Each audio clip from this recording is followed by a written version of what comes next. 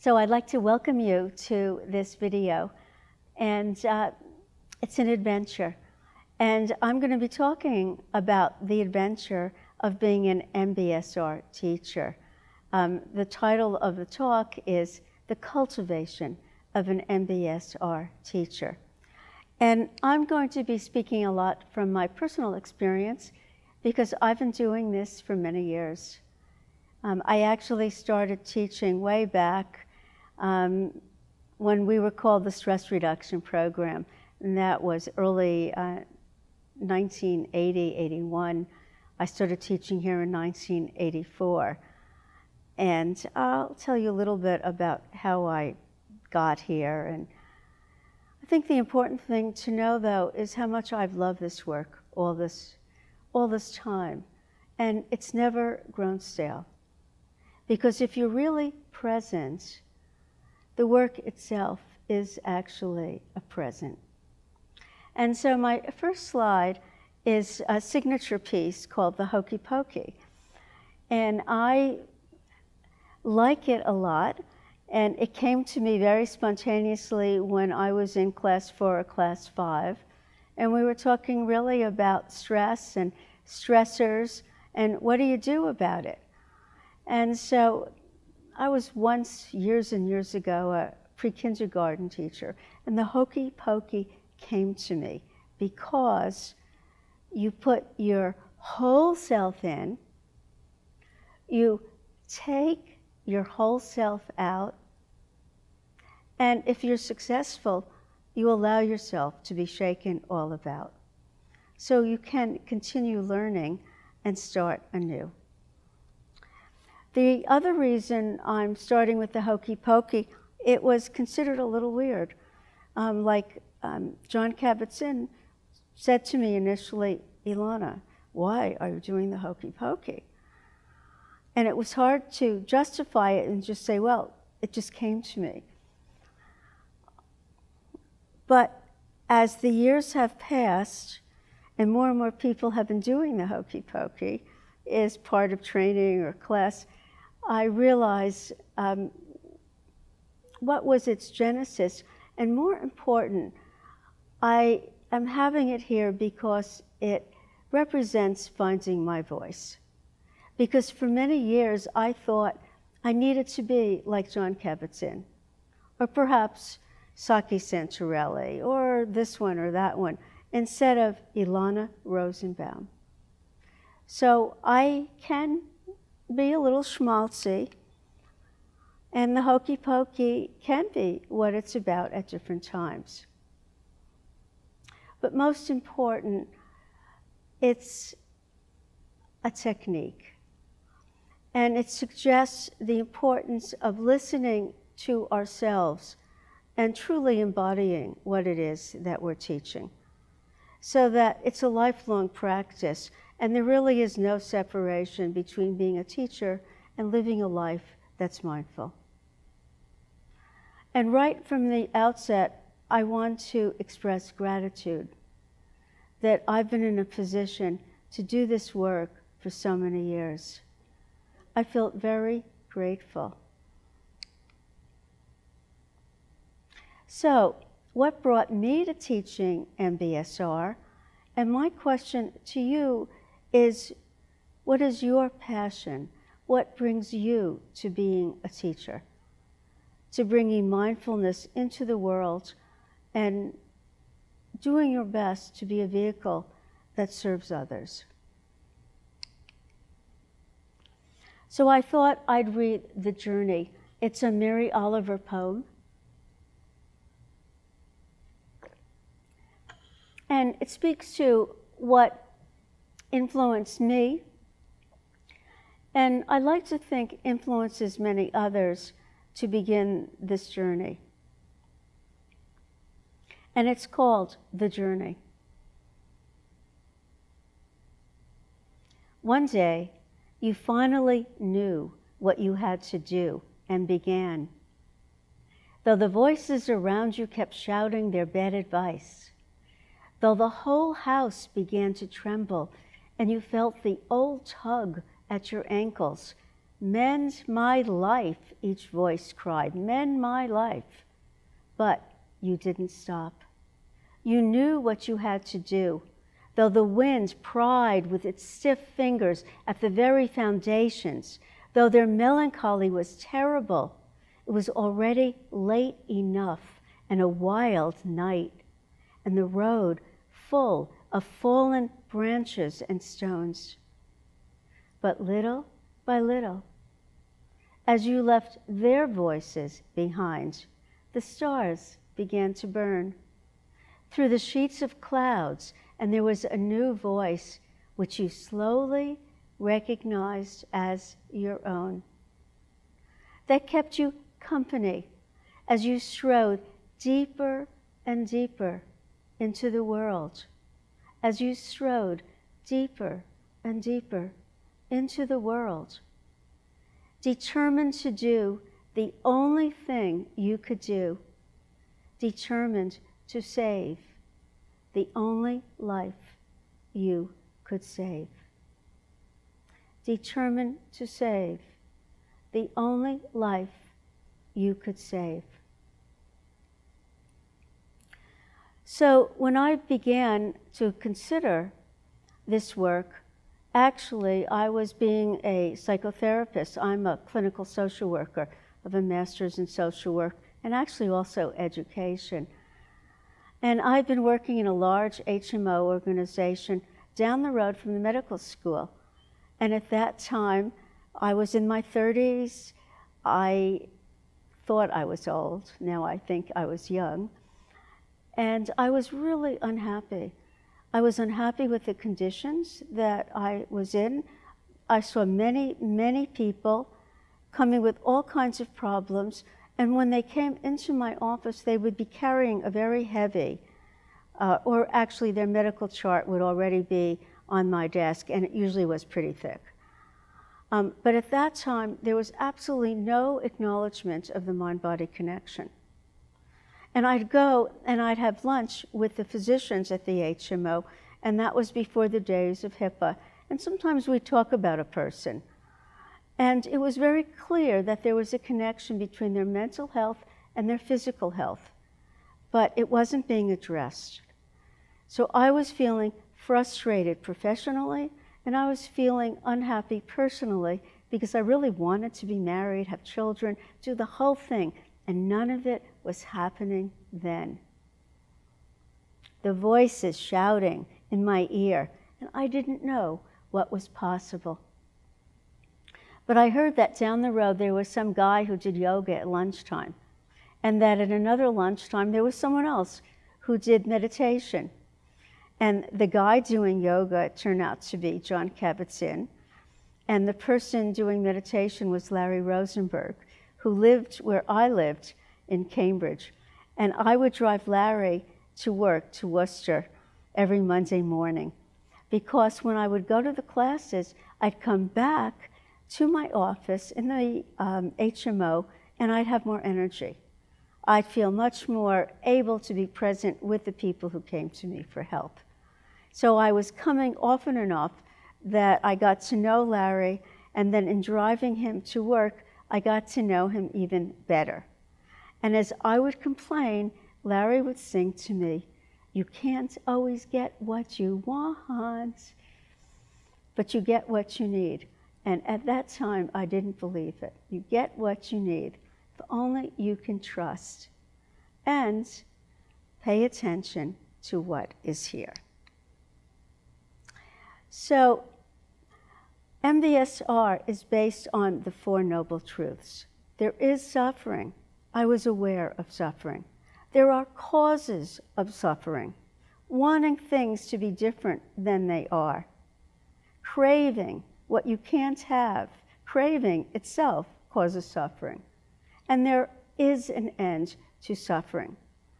So when I see Larry, he was happy. John was happy. I wanted to be happy too. And what is the way?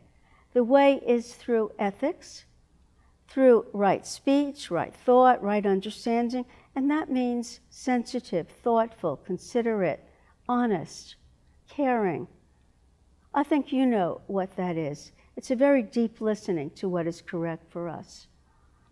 It's action, livelihood, effort that is also constructive, that leads to a greater sense of wholeness and wellness. And wisdom practice, which comes from concentration, the ability to continue paying attention, sustained attention in the present moment, and mindfulness, which is an investigation of what's going on, what is really true. What is it that's creating problems? What is it that's helping me be wiser and smarter and more at peace in my life? So on one half of this slide, I have psychotherapy, and I have a little Buddha here, though we don't talk too much about the Buddha in mindfulness-based stress reduction, though very much the process of awakening is what it's about. Really being present, alive, whole. And so on the other half, I have a body scan, or actually it looks like people are in the process of doing some yoga. So it's mind, body, and spirit. All of which is part of mindfulness. So when I'm talking about mindfulness in this talk, I'm using the big M, the mindfulness that includes meditation, that includes all the different aspects that allow us to be whole and free. And using John Kabat-Zinn's definition, it's paying attention on purpose to the present moment without judgment, without judgment. Only a lifelong effort and adventure without judgment.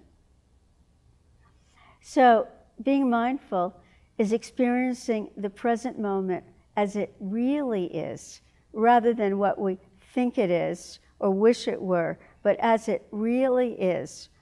And as Gertrude Stein says, a rose is a rose is a rose. And if you really look at it, that rose has many different components, but we call it a rose. But what is it to you? What is it to me?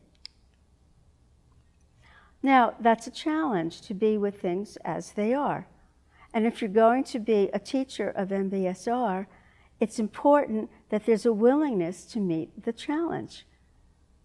I want to learn to live in the moment, just not this moment, some other moment, like a moment on the beach.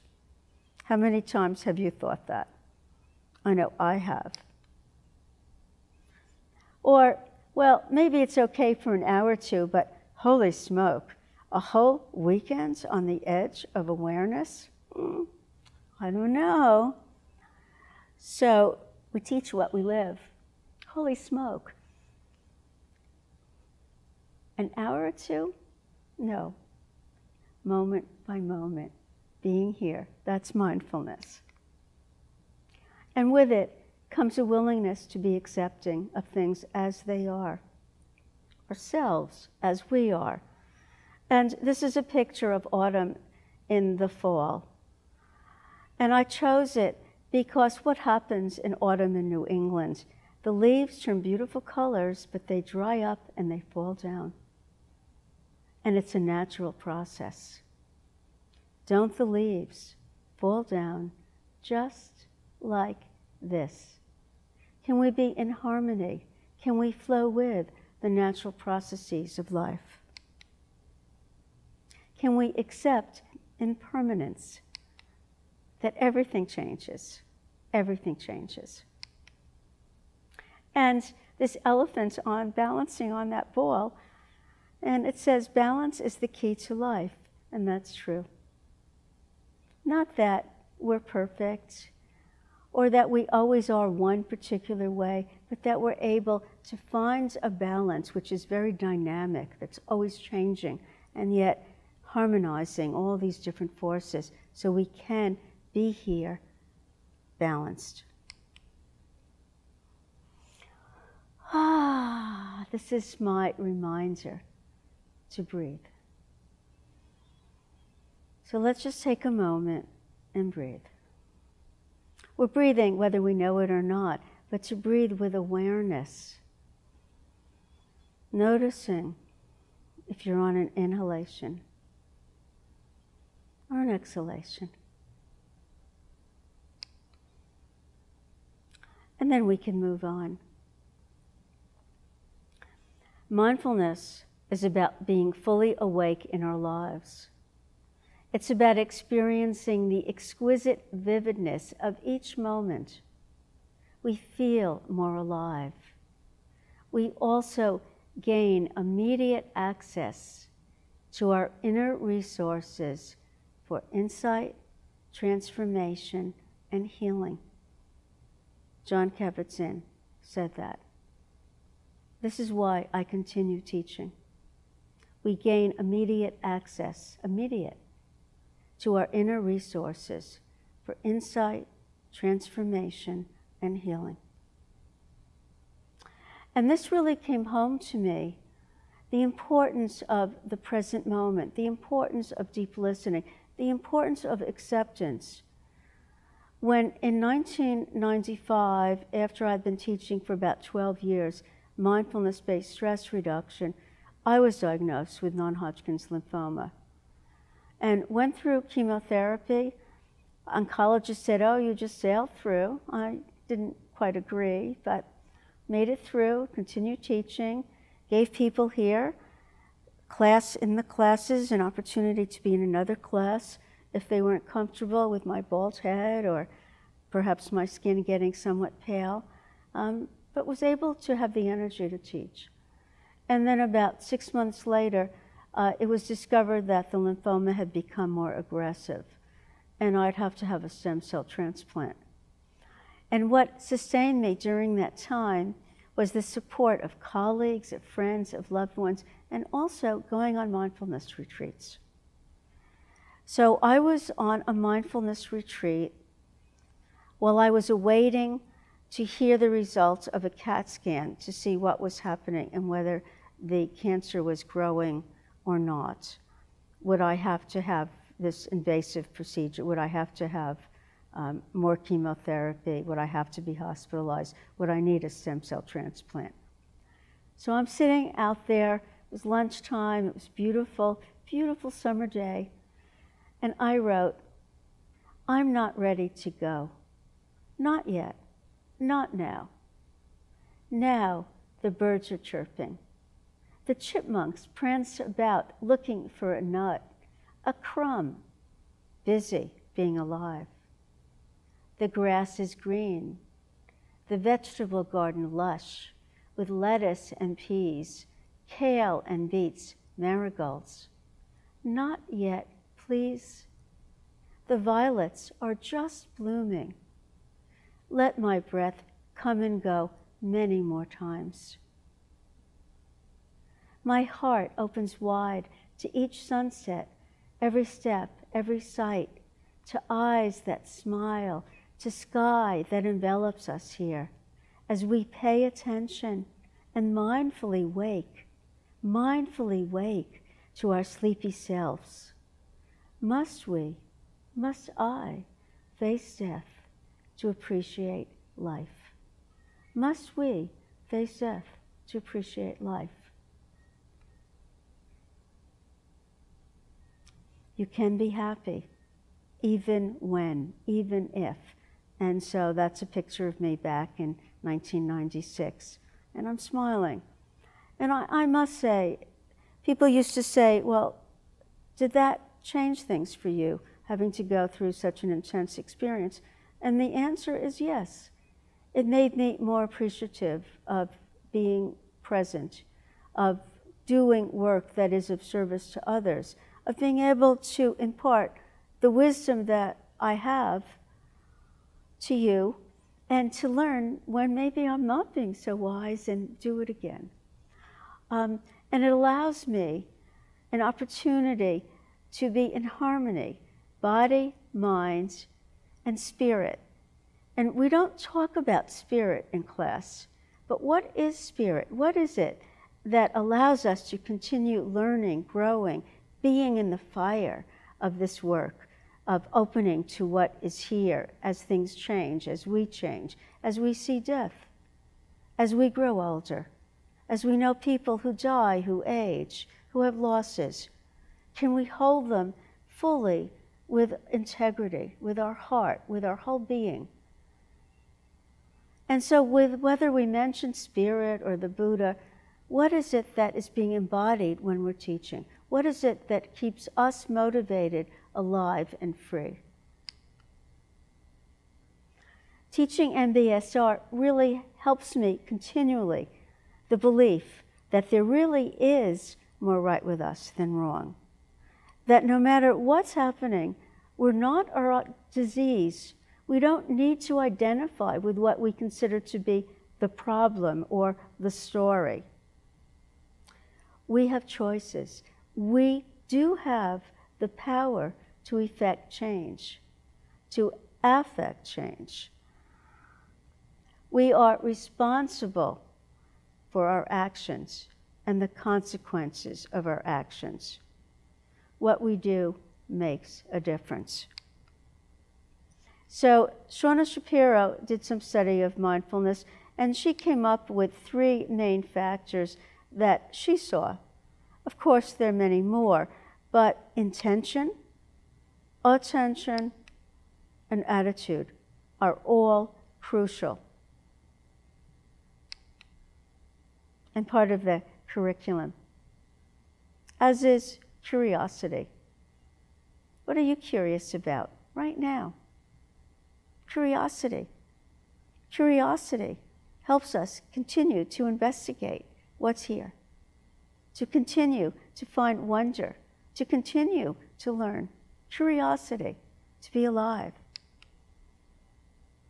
And with curiosity comes the ability to investigate.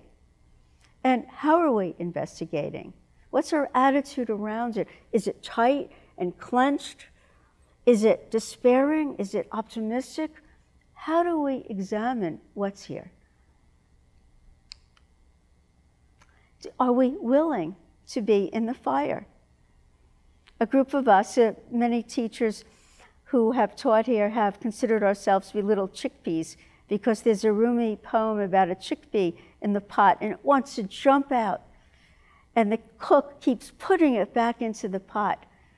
And what happens is, in time, that chickpea blends and becomes part of the wonderful stew, adding flavor and spice. And we all are connected and become one. But there has to be a willingness to boil away, to get cooked. Because in doing this work, if we're really honest with ourselves, we're going to be cooked again and again and again as we go through the different layers of who we think we are into what is actually going on, into the being that's here in this moment. Being committed to continue to not know, to do this work, to love the people that come to us, to learn to love ourselves and forgive ourselves when we make mistakes.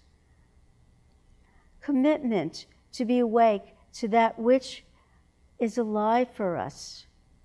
Only that day dawns to which we are awake. Yes? Can we see the beauty that's here? Or do we look at what isn't? So, if you're involved in professional training, there's a lot of attention as to what does it mean to take your seat. You notice it's an active process, and yet at the same time that we're being active in taking our seat as a teacher, we're also being passive. We're allowing ourselves to receive. We're allowing ourselves to trust emergence. We're allowing ourselves to trust our inner wisdom by connecting with all the people that we are working with, so there isn't separation. We are taking our seat in a way that requires courage. Courage. Courage to really, really be here. Courage to be all that you can be, to be fully yourself. It took courage to stand up to the hokey pokey, even though now I can laugh about it. Courage to not put myself down because I wasn't this or I wasn't that. Courage to not know and to ask questions and to learn and to continue learning. Courage to see things as they are in ourselves and in others. Courage to make mistakes. How can you try something? How can you learn unless there's a willingness to make mistakes? You know, if you learn a musical instrument, you start with the scales and you make mistakes. It's normal, it's natural. But what do we do with them? Can we come back to that place of balance? Can we admit our mistakes? Can we be free of judgment? As you notice, a lifelong process, being free of judgment, because those of us who go into this work often are quite judgmental and often really hard on ourselves because we want to fix things as opposed to trusting and allowing that things can right themselves with patience, with time, with care and attention, mindfulness, free of judgment. So we have the courage to pick ourselves up when we've fallen down, to recover. What are our expectations of ourselves, of others? I like this cartoon. It's called The Playful Spirit by Janet Udis. It's hopeless, sir. I'll never be enlightened. What should I do? Have fun. Have fun? What kind of advice is that? Spiritual pursuits aren't supposed to be fun. They require hard work, pain, and suffering. And that's exactly what I intend to do, sir. And we get what we expect. What do you expect being in this process of being a teacher, of being a human being? What perspective do we have? Can we see the big picture? Can we realize our place in the universe? Can we know that everything has a natural season that comes, that goes, just like our breath? So let's just stop for another moment. Perspective. Allowing. Being here. Kindly. And then that allows us to find our voice. So you can't be this one or that one. It's what is true and authentic as you speak, as you teach, as you meet others, with humility, kindness, and also confidence, because we are a guide and a shepherd. Authenticity. Confucius says, words are the voice of the heart. Not to be afraid of connecting to our heart. A lot of newer teachers say, well, what can I do when I don't know what's happening in the class, when all of a sudden I have that moment and I'm scared, or I'm maybe horrified at what's happening. And what I find happens over time is that initially a person may try to pretend it's not happening or just move on as if it doesn't exist. And that then is like an elephant in the room, needs to be acknowledged and addressed. And as long as we have a relationship with the people that we're working with, there's forgiveness, there's understanding, and it gives our people that we're working with permission to be real and make mistakes themselves. So when that happens, when we don't know, when we're feeling like, oh my, all that other stuff, stand still. This poem is lost. It's an old native elder story, and it's rendered into English by David Wagner in The Heart Aroused. Stand still. Stand still. The trees ahead and the bushes beside you are not lost. Wherever you are is called here, and you must treat it as a powerful stranger. Must ask permission to know it and be known. The forest breathes. Listen, it answers. I have made this place around you. If you leave it, you may come back again saying, here. No two trees are the same to raven. No two branches are the same to wren. If what a tree or a bush does is lost on you, you are surely lost. Stand still. The forest knows where you are. You must let it find you. You must let it find you. Remember, remember, you can let it find you. Remember, we're all in this together. Remember, what we pay attention to makes a difference.